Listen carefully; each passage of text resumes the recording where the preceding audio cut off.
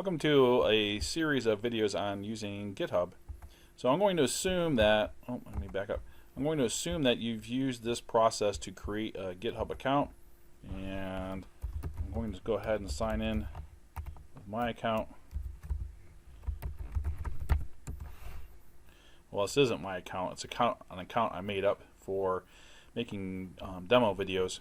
When you sign in, you're going to see something slightly differently than this. Slightly different than this. Now, I've been into this account a few times making practice stuff and playing around to make sure that I knew exactly what I wanted to do for the video. In fact, you can see where a couple of days ago I was playing in here and did some stuff.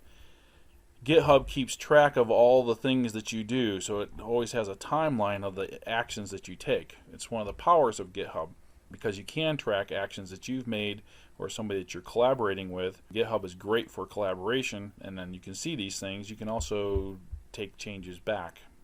So we're going to talk a little bit about that. But the first thing we want to do is create a new repository. So when I log in, like I said, you're going to see a screen that has a couple of buttons where you can choose to learn about using GitHub or do something else. I chose to click that off. There's an option where you can just say, nope, I don't want that anymore. And then there's a couple of buttons up here in the right hand corner, so you can look at your profile and you can change your picture, change some other settings, and you can also make repositories. So repositories are the basis for where you're going to collaborate with somebody. So I'm going to create a new repository, and I'm going to call it demo video, and let's see, this repository is used to make lesson videos for CSCI 157 at Alfred University. Now, so I gave it a little description. I'm going to make it public. So that means that anybody in the world that has a GitHub account can view this thing. I think they can commit too because it's public. I've never used a public repository before, but I think you can actually make changes to this repository because it is public. There's ways that you can fix that, but I'm not going to bother. If you want to make changes with this after I'm done, knock yourself out. There is a private option. So this is if you were running a company and maintaining some software and you had employees collaborating on the software, then you would want it private. You wouldn't want everybody to see your code. But it is possible on GitHub if you use a piece of software that's open source. It's highly likely that that open software is actually stored on GitHub. In fact, many of the math students at Alfred University use a program called WebWork. WebWork is on GitHub, and I am one of the contributors. Not a big one, but I do contribute. Have contributed. I am going to put a README in here, just so there's something on there I want to see about the READMEs. And you can also add a license. There is the new public license and the MIT license. I'm going to use the MIT license. Doesn't really matter for this. I'm going to go ahead and create the repository. And when I do that, the view looks something like this. Okay, I'm going to point out a few things here. Since you're going to be making repositories now, you can edit the README. And if I click on that link for the README, let me go back. If you just click on the readme.md, notice it's a .md file, so let's explain what that means. Over here, you have the option of you can edit it, you can delete it. We won't get into GitHub desktop yet, but we can edit this file and do things like if I want to make that font smaller, more pound signs.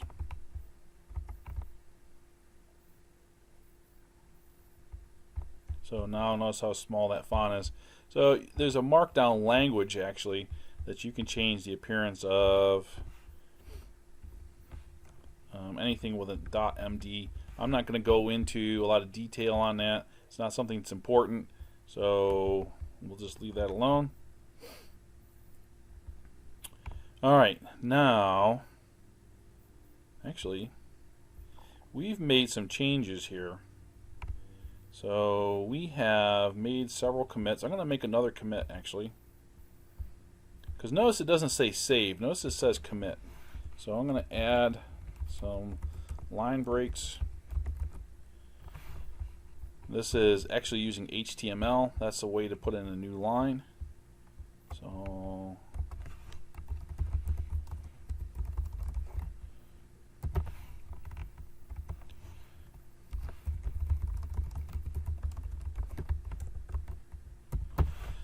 alright, so I'm going to actually put some comments in here and commit. Notice I have an option to create a new branch, so we'll talk a bit about branches, and I'm going to commit those changes. Now, I mentioned before that in GitHub you can recover anything you've done. So notice it doesn't say save, it says commit. That's a very different thing actually. So if we go over to graphs,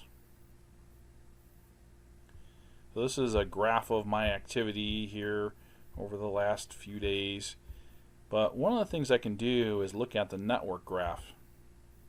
And for this particular repository, notice that I'm on the master, and the last thing I did was put in line breaks.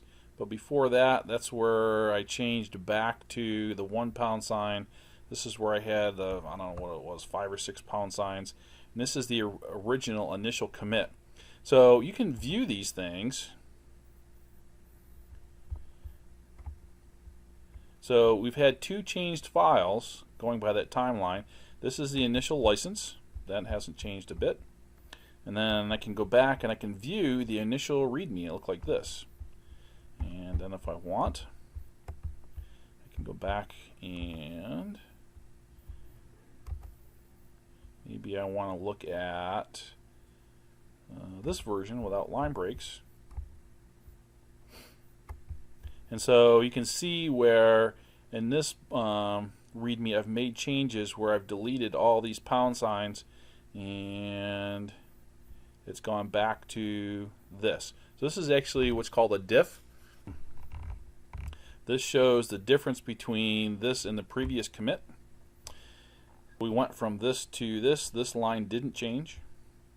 And there's actually a way that you can revert. So if I wanted to get this back, now I could just, I mean, this is one line, so I could change that back. But if I had been writing some code and I made a whole bunch of changes and then realized the changes that I made were in fact bad changes, things I didn't want, there is a way to revert back in your timeline. It's a very different thing between a commit and a save. This keeps track of then all of, well, your commits. Let's not think of them as saves. And one of the ways it does this is it actually thinks of them in terms of a difference. You can't put things like an image on GitHub. The only thing you can put up here are text files, so program files. And GitHub is able to look at those files, just like we would do in Python. We can read in a file, right? And it looks at differences in the lines between one commit and the next. It actually changes the saves. So it knows the differences. All right. That's enough on that. Let me take a look here. How far into this are we? All right. We are about 10 minutes in to this video. The next thing I want to do before I end this video is I am going to look at the settings for my repository. Now, here are some basic settings. I don't want to go into tons of information here. We can have collaborators, and I am going to get into that. Editing can only be done by collaborators on this particular repository, but I could uncheck that. So let's see. Down here, if I wanted to delete the repository, I could move this over to somebody else to transfer the ownership. And I have the option of making this private, but to make it private, I actually would have to pay to do that, so we're not going to do that. But more under settings, and obviously there are lots of kind of cool tabs and buttons to mess about with here, but I want to go to collaborators, and I'm going to add a collaborator to this project. Now what I want to do is add Jim Bob. Turns out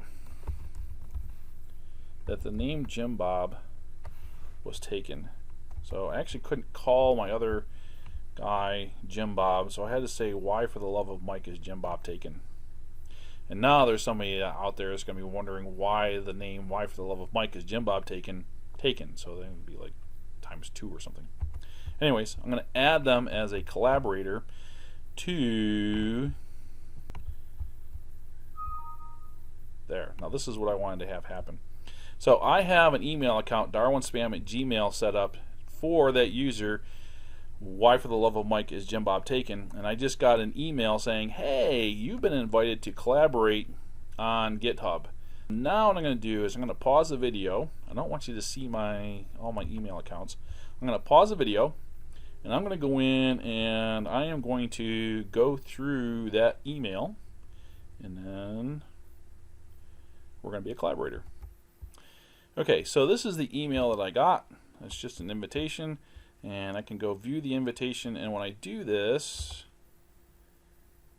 so before I was in Internet Explorer. So when I'm Jane Bob, I'm in Internet Explorer. When I'm Jim Bob, then I am in Firefox. All right, so I'm going to accept this invitation to collaborate. And now I have a repository as Jim Bob. So I can go in and let's see. Where do I see my profile? So if I go to my profile, then I look at my repositories. Oh, wait a minute. I should have a repository for hang on, now I gotta pause invitation, and I should have under my repositories now. Alright, well, I've learned something else here. I hadn't actually been through this in exactly this way. So we are collaborating on that other repository, but when I go to my profile and look at my repositories, it doesn't show up as a repository that I have, which I guess sort of makes sense. But if I go to settings, then I can look at repositories and the Jane Bob demo video, and I am logged in this case as Why for the Love of Mike is Jim Bob taken. But I am accessing now the Jane Bob demo video project. I can go look at the graphs just as she did. It's a network, and there are 4 graphs, and putting in the line breaks. Alright, so I guess that's the trick to this. So now I am a collaborator.